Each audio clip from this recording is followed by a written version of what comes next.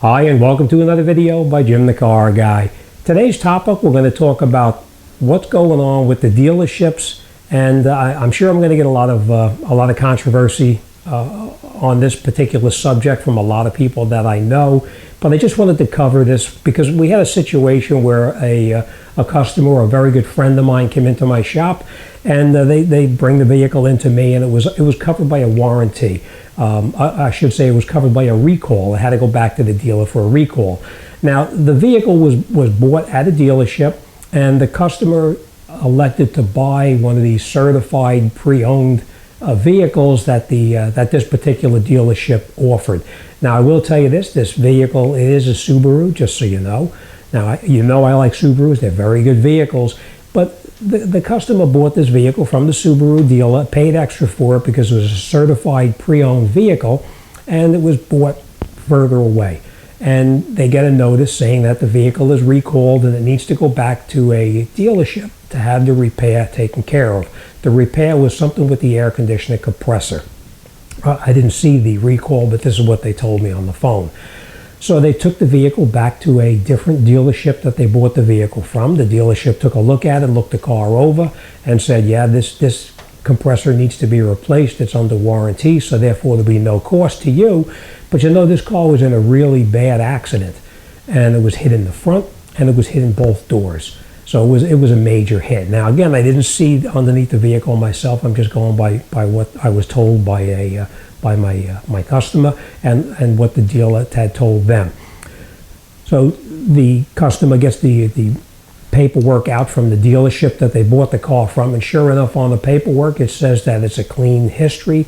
No, this is a Carfax, I might add, that the vehicle was never involved in an accident, that the vehicle has never been tampered with as far as the odometer or anything like that the car is clean, and the car is 100% certified as being a certified pre-owned vehicle.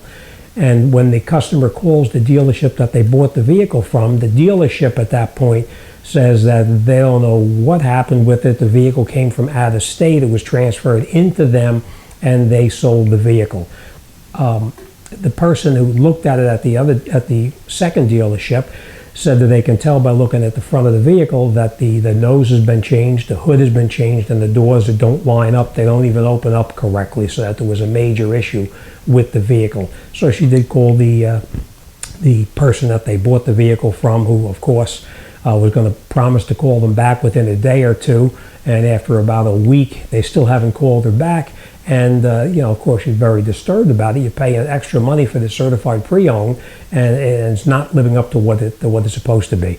So at this point, the negotiations are still up in the air. The dealership is still blaming the Carfax as being not correct. What's your opinion on it? What do you think about the certified pre-owned vehicles? Are they worth buying? Are they not worth buying? Is it worth paying the additional money for it or not? Now, I do have my opinion, and this is strictly my opinion. Would I buy a certified pre-owned vehicle? Absolutely not. Because most of the time the dealership is not even doing what they say that they're supposed to be doing with their 100 point, 200 point, whatever point checkup they do. And I'm going to give you, for instance, I may have told you about this before, but I'm going to tell you about it again. I had another customer come into me, same thing, certified pre-owned, either it was a Lexus or an Infiniti. It was a very high-end vehicle. Bring the car into me, and a beautiful looking car, nice and clean. They bring the vehicle in, we look the car over, I get it up on the lift, I'm doing the oil change on it, just preventive, doing the oil changes so that way he knows how often to change the oil. I get it up in the air, I'm doing the oil change, and I said to him, these tires in here are dead, they need to be replaced. He said, well, it can't be. He says, I bought it from the dealer, and the dealer told me it's a certified pre-owned, and that the vehicle was checked over with their 100 or 200 point check, whatever it is. He shows me the paperwork, I look at it, and sure enough, on the paperwork it says that the tires are in good condition, and everything else on the vehicle is check, and it's in good shape. So I said, well, listen, I said, if I were you, I'd go back to the dealer, because at that point, these tires were very expensive. Either they were 18 or 19 inch, or they may have even been 20 inch tires. I don't recall exactly, but they were very expensive. They weren't cheap, the tires. They were probably every bit of $200-300 a piece. So he calls up the dealer, talks to the guy at the dealership, and the dealership person he bought the vehicle from. He says, your mechanic is trying to screw you.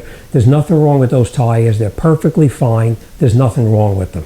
So my customer gets off the phone, comes back to me and tells me what they said. And I said, well, don't believe me. I said, if I were you, I would take it back to the dealership, drive it into the service area, bring it in and ask the service guy there. Don't tell him you're there because of the tires being no good. Go in there and ask him his opinion of what they think these tires, what condition these tires are in, and do they need to be replaced.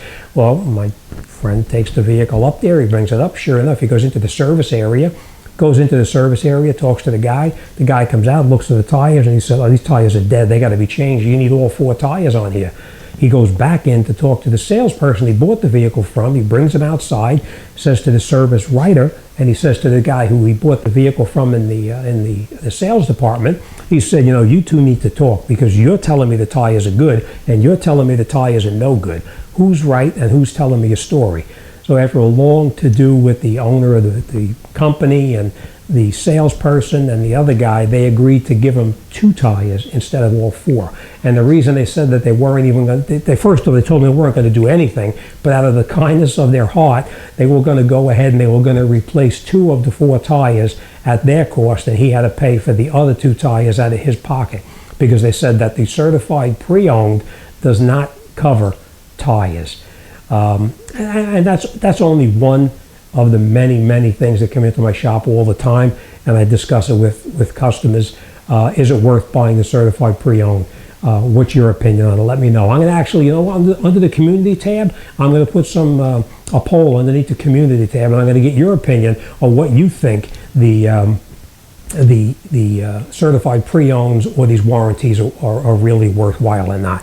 Now, I will tell you this, the certified pre-owns, they do carry a little bit of an extended warranty, but you're actually paying for it anyway. It's like you're buying an additional policy anyway. Whatever the manufacturer warranty is, whether it's a 6-year, 5-year, whatever the warranty period is, you're just buying an additional policy on top of the warranty that was offered from the manufacturer anyway. And most of the time when you're buying these vehicles, they still have the factory warranty in place anyway, and you're just buying an additional warranty at the end of that period of time. All right, so I'll be interested in getting the feedback from anybody who is a dealer tech that I know and they want to comment on this video. And I'm 99% sure I'm going to get the majority of the people telling me that the certified pre-owns is not worth the extra money that you're paying for it. But I've been wrong before. Maybe I'll be wrong this time too. We'll see what everybody's opinion is. All right, so that's my rant of the day and what we're gonna talk about when I see what the community thinks about this video. I will post this in probably a couple of days. I'll put this video up. It's a fairly easy video to throw up, but I'll put it up there, and I'm going to put a poll on my community tab underneath my homepage, and I'll see what your opinion is and what you think about these certified pre-owns. I will tell you this, that if you are going to buy a vehicle, don't waste your money and talk to the guys at the dealership or the service guy or the person you're buying the vehicle from. Take the extra time. Go to your normal mechanic that you deal with all the time who knows you on a one-on-one basis. Go there, pay him the hours labor to look the car over and give the honest opinion of what they think the vehicle is or what the vehicle is worth or if it's been hit or not. I will tell you one job that came into my shop one time. One of my very, very good customers, a lifelong customer, brings the vehicle in. The car they had gotten rid of and they needed a new car, but they didn't want to buy a new one. They take it to a used car place and they're going to buy a used vehicle. And I checked out probably 3 or 4 of these used vehicles for them, but one in particular that rings a bell to me. The customer brings the car in and the salesperson comes with them, which is good because if they're letting you bring it to a guy to have it checked out, you would think that the car is in good shape. They bring the car into me and they said, can I check the car out? So I said, sure, no problem. I said, let me get the car inside the shop and I'll take a look at it. So I have my customer and the salesperson wait in the front office. I get the vehicle inside the shop. I lift it up. I put it up on the lift. As soon as I lift it up, I look at it and I know already the car was hit hard in the front end. I look up underneath the bottom behind the front bumper, which has been replaced and immaculate now. It looks brand new. And underneath there, the radiator has been replaced, but the condenser is bent like a V into the back where I can tell something had hit it in the front. I went back in the office and I said, listen, I said, you told me that this car was a clean car, it was never hit. He said, yeah. He said, it is a clean car. He said, it's never been in any accidents or anything. So I said, really? I said, would you come in the shop for a second? I said, I just want to show you something. I lift the vehicle up. Now, my customer stayed inside the front office. I lift the vehicle up on the lift. I put it up there. I show him. I said, look at this. I said, you look at the front of this thing. I said, the condenser is bent. If the condenser is bent back like that, that means the radiator took a hit and it was smashed in the radiator, which means the bumper and the front protector in the front of it have been smashed back too. I said, this car has been in a fairly big accident, and I'm going to recommend to my customer not to buy the vehicle. You know what the guy says to me?